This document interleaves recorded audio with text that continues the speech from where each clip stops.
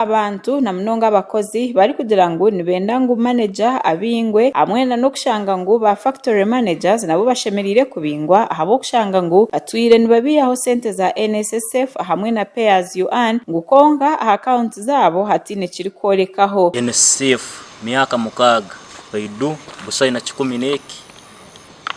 bakutoa sente mbazisara no sanga kipande cyaba zero bitukwiri tizigire okurugirira abakozi binji bagira ngo kucererwa uko kushashurwa kimazire emyeze 3 ekiretire bateganisibwa omiturire yabo kandi bari kugira ngo okukora umuntu atari kushashurwa abinji babire nibabona ekiretire batunga stress hamwe na no kwerarikirira kwamani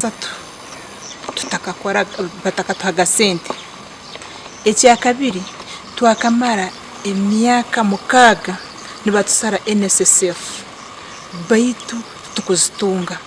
nogenda mu account yawe kuzicekinga no sanga sente ziriyo. Ekintu ekindi ito abakozi nibaturubatirira muno obugabe bwaitu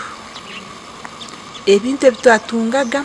batatugambire babihireho oba bicyaraho ebyo nabatusoborora aba bonjire bayoreka ngo ariho na no kutwarizwa kubi okuri omukampani bari kugira ngo management ekiyaho sick leave yabirene hibwa abakozi hamwe na maternity leave hamwe na no kuyaho motoka ibabire nibakozesa okubatwara ho marwariro ombindu binji akatwazaga abantu mu irwaro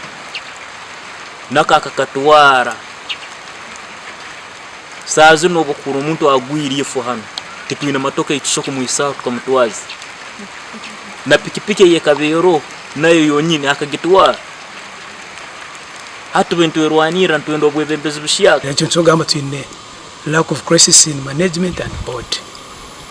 ngo usaba umuntu akusupervisinga mugenzo ari kugambaho ahabwa abakozi all union representative Kasaija Richard yagira ngo ho hati hashemerire kuronda ho muringo guratibweho ubwo kureba ngo bakora ahanshonga eziriyo ziteganisa abakozi na mnonga kureba ngo batunga sente babasegariza abana babo ahamashomero despite ebinde bya kuri capital bitu kumukozi wa hansi mnonga representative umukozi konsani yankoto ngo gukora atakutunga mperaje kandi iki sasa mu kuba abakozi twine kutwara abana amasomero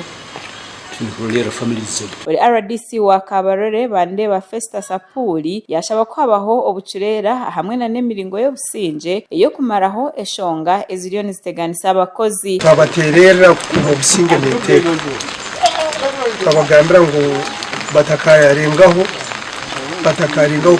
kusize kintu kyona abo kuba barabisisa kandi nyekano bijya kora ba oguyayeta urukiko rwaho naho urwabari kurira factory abebembezi ba district hamwe nabebyo kwerinda okureba ngo babasa kumaraho butikirizingana uburiyo ni buteganisa abakozi. We have an emergency management meeting between Kabarore district local government leadership and the management of Mpanga Tea Estate. Twagezaho okubasa kutunga amakuru ningashi kuganiraho na bamwe abari kurira Mpanga Growers Tea Factory bitu tine nomwe owabariho kandi namba za manager eziri kumanywa tine nemwe eyaberiho.